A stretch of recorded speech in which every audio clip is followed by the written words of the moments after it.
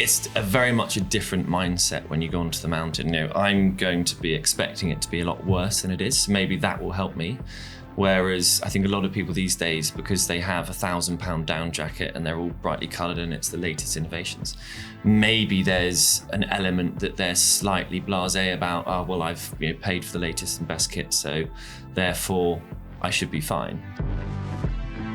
Turner twins, welcome to Wimbledon. It's good to be here. Thank you very much for having us. No, it's really nice to have you both. Okay, so I'm going to let you two do the introductions, although I do know now which is which. Well, I was going to say you need to guess who's who, but you got that wrong once. But you unnerved me because you weren't wearing your gear. Unnerved you. That's sort of relative to what you're about to do as a challenge. All right, so we have, wait for it, Ross and Hugo. Yeah. and just give us a little bit of background as to, well, we first started speaking like a few months back. Yeah. And you guys were clear about the challenge that you were going to undertake.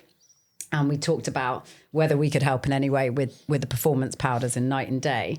And then you came back with this sort of sentiment, which was fascinating to me, which is, well, one of us is going to do it according to the world in which we live in now. And the other one is going to do this according to the world in which Mallory lived in back in the day, which is an amazing concept. Just explain a little bit, I guess, about, I mean, you've come dressed as. For everyone who can't see. From the chest up. And we had a debate about this before we started the podcast as to whether we needed to go full gear. Full regalia. Yeah. And then we thought, well, we don't want to trivialize this because it is a big, big mission that you're undertaking. So just tell us what you're doing. So we are going to be climbing a mountain in Nepal called Mera Peak. It's 6,479 metres. And I think that's just a little over 21,200 metres. So it's not Everest. Sorry, feet, yeah. Otherwise you're going way up. 21,200 feet. Yeah. So it's not Everest. I don't think we could logistically climb Everest in the kit I've got. It's just an eye-opening experience to be able to wear this kit. The boots are behind you, which I think to the public haven't seen them yet, and all will be revealed. But yeah, essentially we're going to climb this mountain. I'm going to be wearing George Mallory's kit.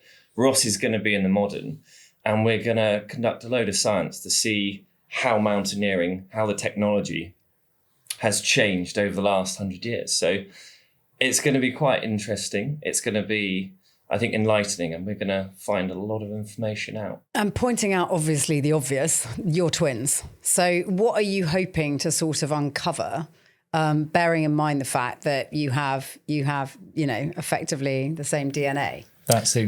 So we are genetically identical. We are mirror twins. And being in that position gives us a wonderful opportunity to, through no bias, compare A versus B. And in this instance, Hugo's 1924 George Mallory kit against the modern kind of state-of-the-art plastic synthetics. And being twins will allow us to capture data points at the same time in the same place, whether it's thermometer, whether it's a thermal camera, whether it's cognition, whether it's reaction time, cortisol, etc. We're going to be going up the mountain, doing multiple tests multiple times a day. And then over the 17, 18 days that we're on the mountain, we'll be able to look back and go, right, this is better, that's worse. We've done some initial testing at the University of Portsmouth Extreme Environments Laboratory. We were actually there yesterday and 2 weeks ago. And the initial data, particularly from the boots, and I know people listening, if you have grandparents who've had old woolly pulleys or have found their old leather boots, you go, oh, look at that old rubbish. Mallory's boots look similar to that, but the data, they're really close. And it sounds ridiculous that plastic, synthetic. Let's grab them, because I think this is the moment to actually share. God, they are so heavy. Can I just say they are so heavy? Come on, pick them up. They're not that heavy. No, they are. They genuinely they're big. Heavy. Right, they that's are that version. Yeah. Okay. And then this is. I'm going to scrape Ben's desk. Never mind. That is what it is. I think the initial concept, and this is what we love doing, and this is why we do what we do, is being able to compare historical equipment, stories against the modern. You say to people, what do you think's going to be better? What are your initial thoughts? And everyone goes, oh, who's drawn the short straw? With the old stuff, the wool, the natural cottons, etc. But once you dive under the skin of the thoughts, dive under the skin with the science, there's 2 degrees difference in -25 for half an hour between these two. And I think it's that mind over matter. We've all got grandparents who've all had woolly pulleys. Yeah. Wool does work. It's just understanding the limitations, which is exactly what we want to do. God, that's amazing, isn't it? I've asked this question of Hugo before, so I'm going to ask it of him again. How did you determine who got to do what? Well, Ross said he's married and's got one on the way, so that was the argument, really. How was it divided? We did a similar project in 2015 where we climbed Mount Elbrus in Russia, which is about 5,500 meters. So I understand how this kit worked because I wore most of the kit I'm going to be using on Mera Peak in Russia. And it just means that he doesn't have to relearn everything. Is going to be a big learning curve from my perspective on the mountain to work out how the layers work at different altitudes, at different temperatures, and at what rate we're going to be essentially exerting ourselves. So if the climbing's full on, I'm going to have to manage my moisture and the sweating, and therefore I'm going to have to learn how all the kit works. So you're wearing a little bit of what would be the actual sort of, the kit on the day, except for what else would be in the mix. Obviously not a white T-shirt from M&S, something else. No, it's better than M&S. So I've got 2 layers on here, but I'll be wearing a silk wool base layer, followed by a silk shirt, followed by a thick woolly jumper, followed by another silk shirt, followed by this wool shirt, followed by this gabardine, which is a tightly woven cotton as the outer. And then on the bottom, I will have 3 pairs of cotton long johns. Cotton wool. Cotton wool. And then I will have 3 pairs of socks. And then I've got 2 mitts here, which are on the table. So I've got... they look like gardening gloves. Let's have a look at those. They pretty much are. They're just or other mitts. leather mitts with a wool inner. Yeah, they're amazing. But are you? So these? Oh, they are warm. They are toasty, aren't they? But -25. There's the stitching is where the cold air gets in. But I guess also the other thing that you don't sort of comprehend if you haven't been up a mountain like this or done a challenge like the purchase of dexterity. that. Yeah, the exactly. dexterity of that. Like you'd think that this, you know what you're up against, right? But the minute you do that, and it's freaking cold. Yeah. Like that's a whole other level of pain. And that's, I think, the element which I'm going to have to learn is how to use and operate, using the pick, ice axe up the mountain, getting things in and out of my pockets. Yeah. So none of this stuff has zips on. Zips weren't really invented or used in mountaineering in 24. So, it's going to be a learning curve. How can you practice for that? How can you prepare for that? We did a trip across the Greenland ice cap in 2014 where I wore Ernest Shackleton's kit from his 1909 Antarctic expedition. Similar vein, load of science involved. How hard was it to be an Arctic explorer back in the day? And we started off kind of in colder weather and then moved to Greenland. And you learn. There is a point in which the unknown, that step between dumbass and badass, and going across that line is different mindset. It's a very, very different mindset. So when we both went to Greenland, we'd never been into the Arctic, never been into a polar environment before. And your mindset was incredibly different to mine because I had the latest kit. I thought it's going to be fun. It's going to be more, enjoyable. Ross was there waiting to hit the wall and go through it and have a horrible time. Yet, surprisingly, the old kit was really decent as long as you could work within its parameters. So it's very much a different mindset when you go onto the mountain. I'm going to be expecting it to be a lot worse than it is. So maybe that will help me. Whereas I think a lot of people these days, because they have £1,000 down jacket and they're all brightly coloured and it's the latest innovations, maybe there's an element that they're slightly blasé about. Oh, well, I've paid for the latest and best kit, so therefore I should be fine. But it's the mindset, I think, that's just Isn't the that interesting one. See, you two as twins, everything is identical except for the fact that what's going on up here, can be the difference, can be the differentiator. So let's go way back because, otherwise we'll just talk about the challenge itself, and that's the only place we'll stay because I'm obsessed about it. But let's go back to what even got you here in the first instance. Like, how did you become these people who take on these crazy challenges and want to try and prove data points and everything else as a result of it? How did that happen? I think we probably both say we had a midlife crisis, or I had a midlife crisis. I was going to say you had it together? No, when I was 17, I was in a diving accident in Cornwall. And broke my C7 vertebra. I was incredibly lucky to walk away from that, and I had amazing treatment in Cornwall and Devon, and I had about 2 months in bed. Then had to have a neck reconstruction, which is probably a defining, element of. See, this is quite this is quite triggering for me because I've got to go in and have a neck operation on my C7. Have you? Yeah. Interesting. The front one. Yeah. So this, and they're going in via here. Yeah. So I'm looking at that and I'm thinking that's what I'm ending up with. I get a really hairy scar. It's cool. I have to wax her. She's called Scarlett. Well, I'm hoping I don't have to do that. But anyway. Yeah, it was a very, very big. So what happened? What happened in this accident? So we were just messing around. It was after AS levels in the sun with friends. And we were literally just running down into the beach, Baywatch style, from the beach, from the sand into the sea, and dive too deep, aka it was too shallow, and just crushed my vertebra. So I was whisked off in an ambulance, but we got into a friend's car to go and see if we could find another friend's dad.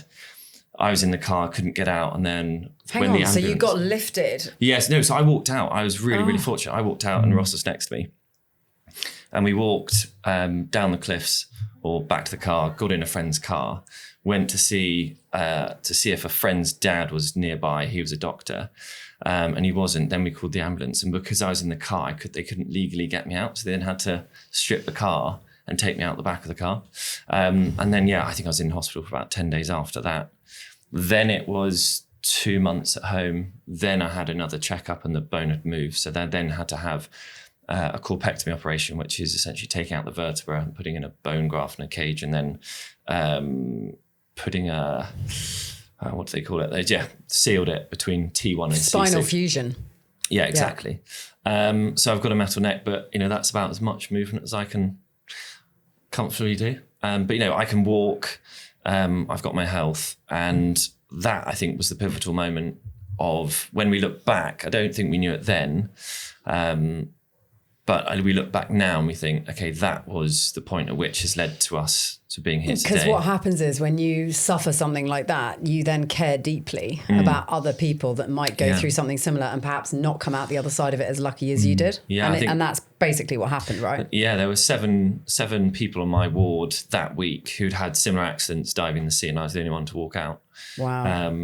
So there's a life lesson: don't dive into water if you don't know how deep it is. And I think we give talks to schools, and that is one of the key ones, because you just don't even think about it. And once you've had a spinal injury and you severed it, that's it. So from that moment, we went to Loughborough University because we were both sporty. Ross played at a high level at Loughborough, and I couldn't play sports. So there was that massive void in my life. And then suddenly that becomes a differentiator between you two, because if you've always been, like you say, very similarly minded as well as physically similar, I guess that then becomes the difference. Yeah, and it was really hard because I couldn't really play sport. I played 10 minutes of a rugby match and I just literally ran off scared. I did score a try then. You're just worried about further injuring yourself. Yeah, you're 20, 21 and you're thinking, why can't I play sport? And I look back now and I think, wow, that's probably quite stupid. But I think you've always got to slightly push yourself and work out what doesn't work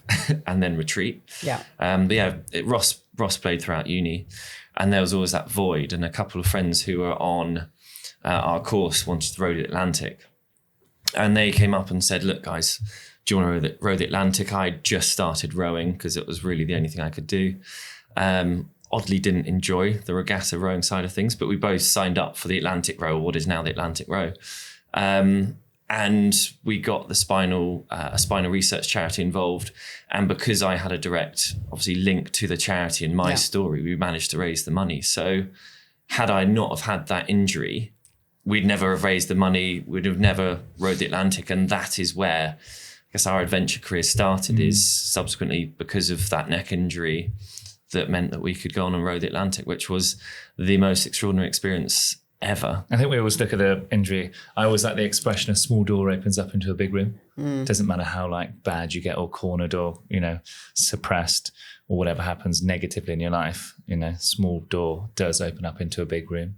And what's interesting is that normally at that phase in your life, I guess, even as twins that have sort of done everything together, that's sort of the moment where probably you would have taken different paths anyway. There would have been a moment where you would have perhaps gone, actually, are our lives going to go now in different directions at this point? And then invariably not. They did to start with. We are where we are today because we spent a huge amount of time on what we're trying to do, curating our brand, etc. But when we first started, when we first moved to London, we both had full-time jobs, part-time adventure, and then it just kept rolling, and we've ebbed and flowed with work, trying to make it work.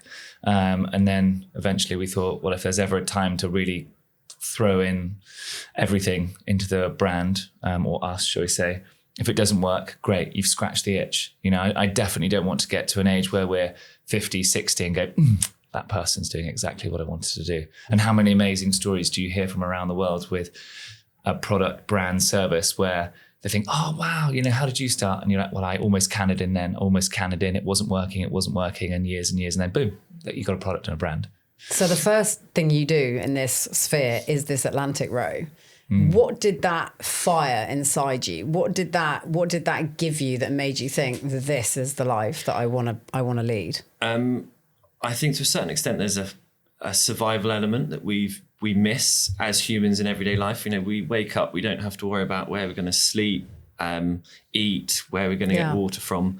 Everything is done for us. You think about everything in the world is essentially there to distract us from surviving. We've become so successful, we don't need to survive anymore. And going on any big adventure, there's that element of survival. You have to find your water. You have to make sure there's going to be food. You have to make sure that you can carry on doing what you're doing day after day.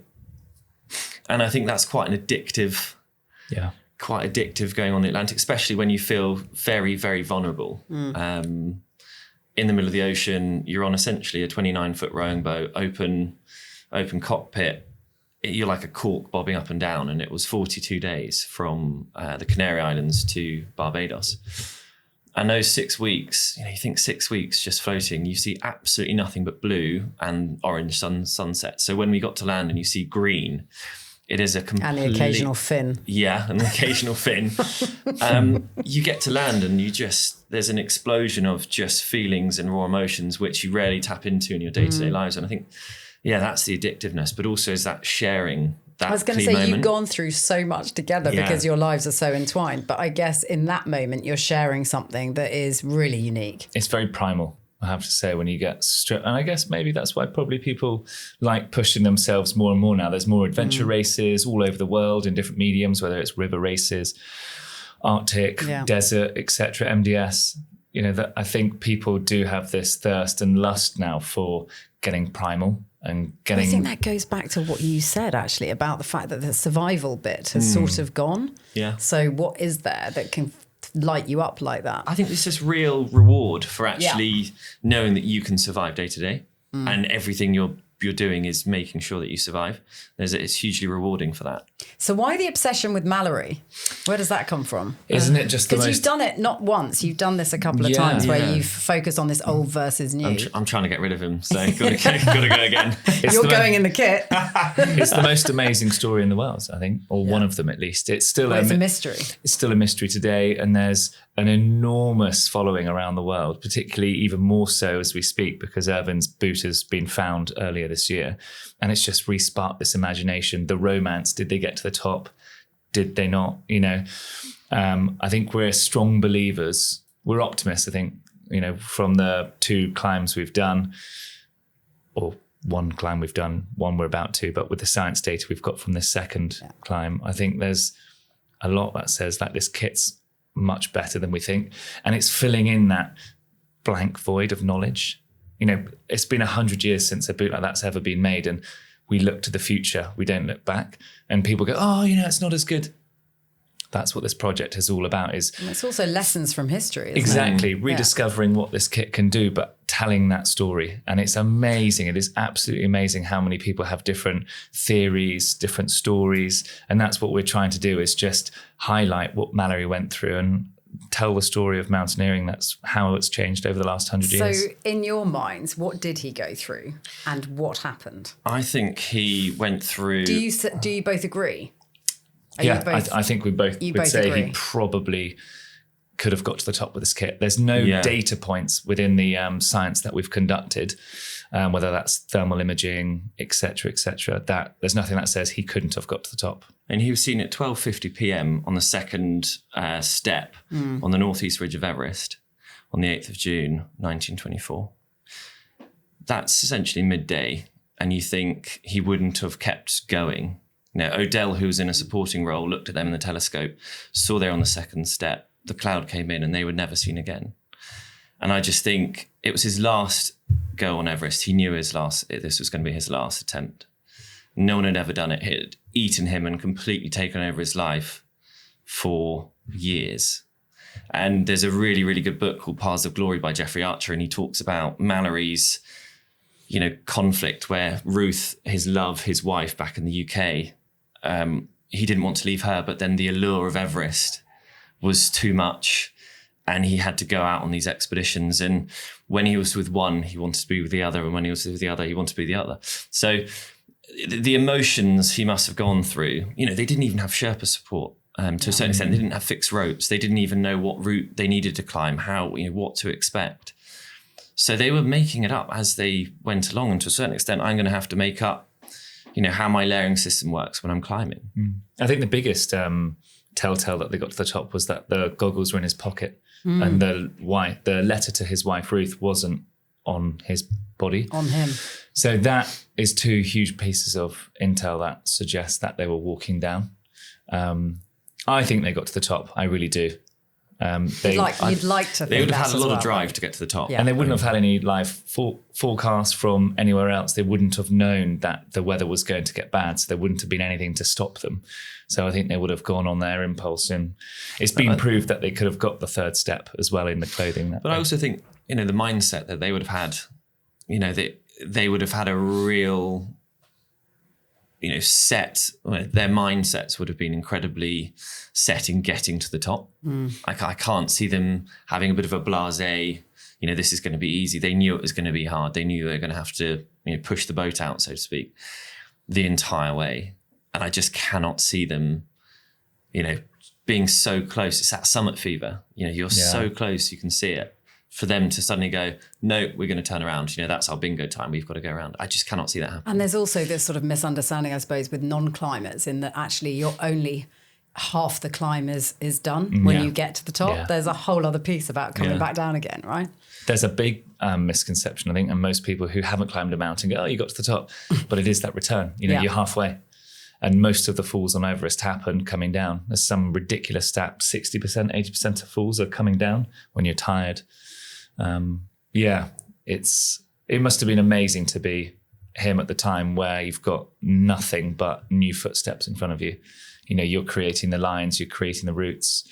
Must have been a wonderful place and a wonderful time for them. Speaking about new footsteps, you've got another little one on the way. Just the one. I don't have another one. Yes, I do. Yeah, It's twins.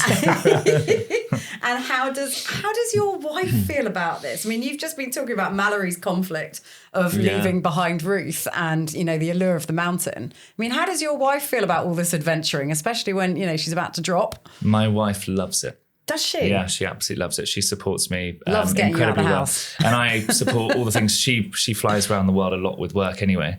And we're actually in the Alps doing some Via Ferrata about a month ago, and I kind of forgot she was pregnant. And there we are, 80 meters up on a cliff face, and I'm like, oh, are you okay? And this is an hour in, and we're just going up and up. So no, she loves it. She's very outdoorsy. She's adventurous. But the best thing about her is she's never held me back. Always encourages me, and I do the same. So we're very lucky.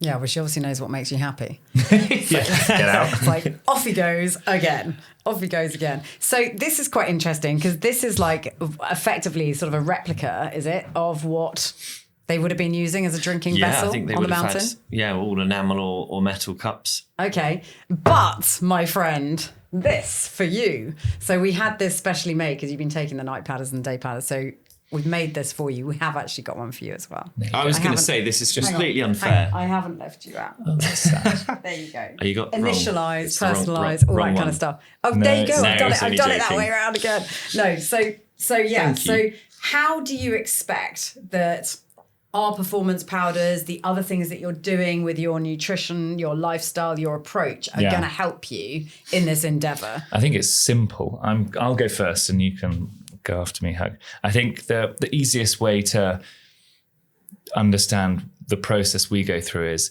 the science and data that we've collected from the University of Portsmouth's Extreme Environments Laboratory is Mallory's kit was kind of 2, 3, 4% worse than the modern.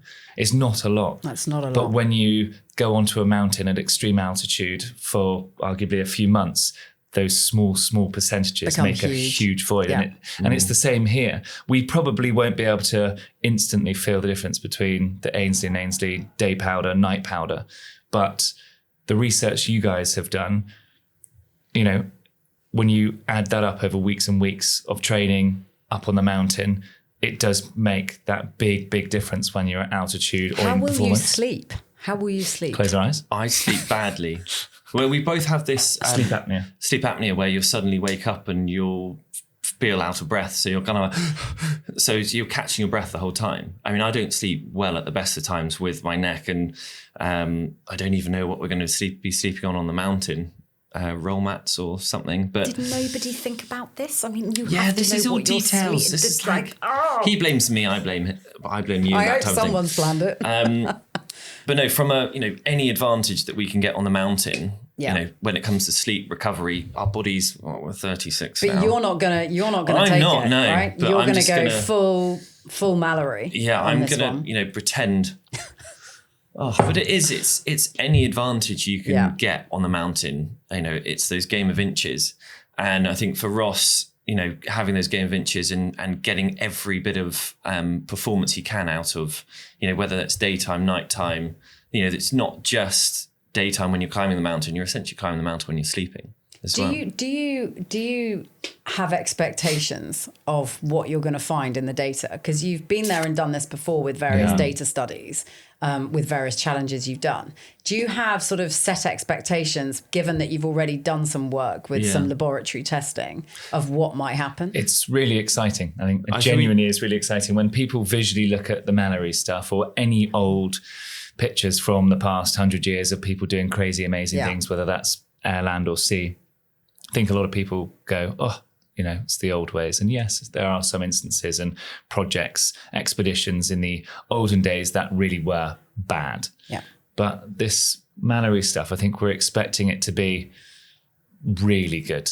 And I don't say that lightly. We're going to see some results that really aren't that dissimilar. So I think the new kit is going to be better. There is going to be no doubt it will be better. But I think the old kit is going to be better than we assume and better than that I think. But When you think about how many years ago and you that think was 100 what they years went ago. up in. But I do think that the old kit will be better than I think. I don't think it'll be as good. Looking at the boots, I think the boots will be much colder. Especially when it drops below -30. I think that's when the boots are really going to struggle. The jackets and clothing, I think will be good. It's just how quickly I can learn about how the layering systems will work and perform. Yeah. Whereas the modern kit, most people know how to layer those. Yeah. I don't really know because I've got 6 or 7 layers and I can wear them in any different combination. So yeah. You're both very positive. Like, you've got positive mindsets. I think you're both clearly glass half full people. Have you considered in any moment in time how this could go seriously pear-shaped? Yeah. When we take with any of our, shall we call it old versus new projects that we've done in the past, we always take a minimum modern backup. Okay. So for Hugo, we've got, we'll take another pair of the high altitude plastic boots. We'll take a down jacket, gloves and probably some goggles. I'm essentially spare parts anyway. Yeah. So we do. He's covered. Yeah, we do take the minimum. I think, as I said earlier, there's a fine line between dumbass and badass. And if we didn't take modern backup for Hugo, you're going to be. What do you think could be the biggest struggle? I mean, having kind of put these on, I wonder if it is this. Yeah, I think it might be wind chill if we have really high winds. And oddly, this is a really niche detail, but the buttons here are essentially left to right. So if I have a wind from my right, the wind goes in through the buttons. If it's from my left, it doesn't. And I noticed that last time. That's a big effect. Also this, I don't have any... Which if you were strutting around Clapham in it, it would be no thing. It wouldn't be a factor. Perfect, but in this scenario... And I don't have much neck protection. So if the winds are high, I think that's going to be a real suppressor from my kit. We'll have to see the shoes. The shoes, as we said, have never been made in 100 years, and we spent 18 months developing them with Crockett and Jones. And we've just got our hands on them. So, so a wet finger in the air and see which direction they go. So I'm hoping they're going to be adequate to get us up to 6.5. But this is a research expedition. I think we've both acknowledged that. It's not we need to get to the summit. Yeah. And that's not the goal of this project. I mean, it's a cherry on the cake. It's a great bonus. But what we want to do is gather data on the mountain and understand the kit. Because, we're not proving anything by summiting the mountain. This is a mountain that's been climbed numerous times before. It's 6,500 meters. It's well below Everest. So what we actually want to do is go for the reason that we're going, which is exploration, which is to get into the nitty gritty and discover something new. And that is to understand the kit. That's really interesting that you say that, because like you pointed out earlier with Mallory, he was set on this goal. Yeah. The goal was different way back when. And he was so set on that goal that you can't comprehend the fact that he wouldn't get there. Whereas your goal setting is based on something completely different. yeah, That's a really good point. we've got Thank some you. we've got some really exciting tech that we're taking up, from a thermal camera on a little iPad to thermometers. They're little plasters that have thermometers that connect to your phone, so we can put those all over our body. Gone are the days of having a massive computer and kind of leads. It's just instantly. We've got game control. The Stroop test. So it's What's that? So imagine the color. Imagine the word red Yep. in the color green. You don't have to say the color, not the word. Don't word. Yes, I'm even getting confused. Yes. So Well, hang on a second. So you've got the word green. Yes. And it will be in 3 different colors. Yeah. So green might be in green might be in red, and green might be in blue. But you've got to say the color of the Rather than letters the word. rather than the word. And it uses Okay. both sides of your brain. So we're going to be looking at performance and cognition as So we're that's going up. cognition, focus, Yeah. all that. And then cortisol, looking at stress levels. Cortisol is I think it's stress-related hormone. Yeah. That's found in the body. So we'll do saliva tests as we climb the mountain. So how often are you going to be doing that? How regularly are you going to be I think testing every for that? 4 hours. Yeah. Right, really? Throughout the whole trip. Wow. So we'll Okay. be able to track exactly what our bodies are doing. And I think the unique thing is, because I'm essentially in the old kit, therefore I'm going to find it harder to climb the mountain. Will my stress levels or cortisol levels, will they be increased above and beyond what Ross's levels will be? And there should be a correlation between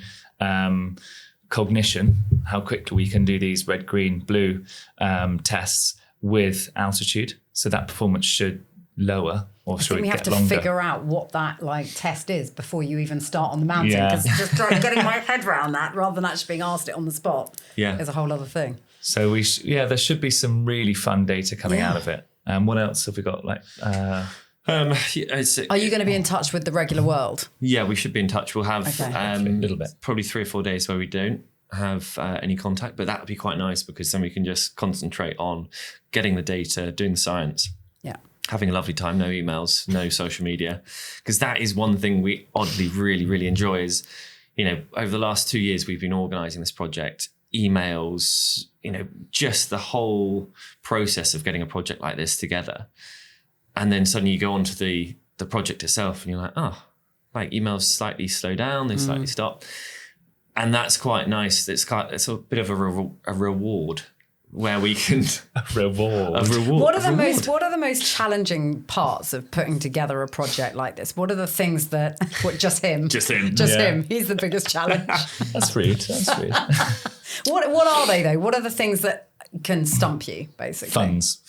Yeah, Sponsorship. we had a couple of sponsors at the beginning of the year. That was all kind of confirmed, and then tariffs have been put in place, and I'm sure there's a lot of other people around the world who've been affected by that, and that really put a huge kind of handbrake onto the project.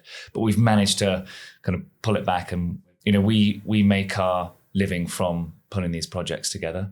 And that's been the biggest challenge, is finding sponsors this year, because everyone's kind of on pause, which has been quite frustrating. And also, I think the unique nature of this project is getting all this kit together and sorted. We got really, really lucky with Crockett and Jones, and they made Shackleton's boots. So they have that skill set and heritage to understand how to make a boot or recreate the boot that Mallory did, although they didn't make. How much did they cost? No comment. Dare I say they had to stop their whole production line to fit them in, to develop them over the last 18 months. That's some serious investment. And so we got incredibly lucky, and they didn't make Mallory's original pair, but they understood how to make those historic boots, because they still use the same technology today. So that was really lucky. And then doing loads of research about the kit, the different layering systems and things like that. So that was a big challenge. I think actually carrying on with your kit. So because over the last 100 years, the Mallory story has been skewed, ebbed and flowed. People have had their own opinion, particularly when it comes to TV documentaries, films, etc., Hollywood. You start looking into the intimate details of a Hollywood movie and looking at the actual gloves they wore.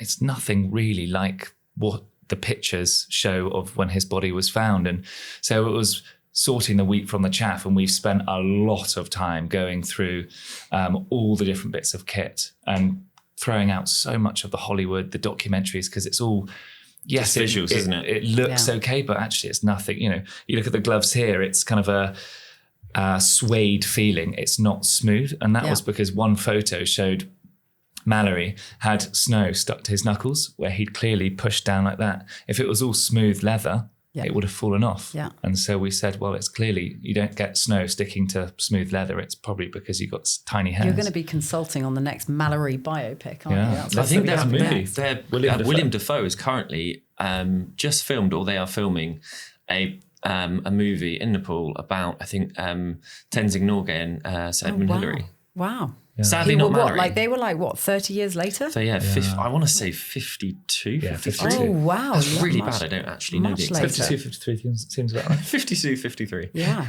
Yeah. God. So there's a lot of interest in those early days in the stories of mountaineering. What happens when you come home? In terms of, because you're coming home. What happens though in terms of your recovery? Because that, is always a big part of any kind of expedition, is actually how you then handle the wind down bit afterwards and recover the body. Try and keep busy.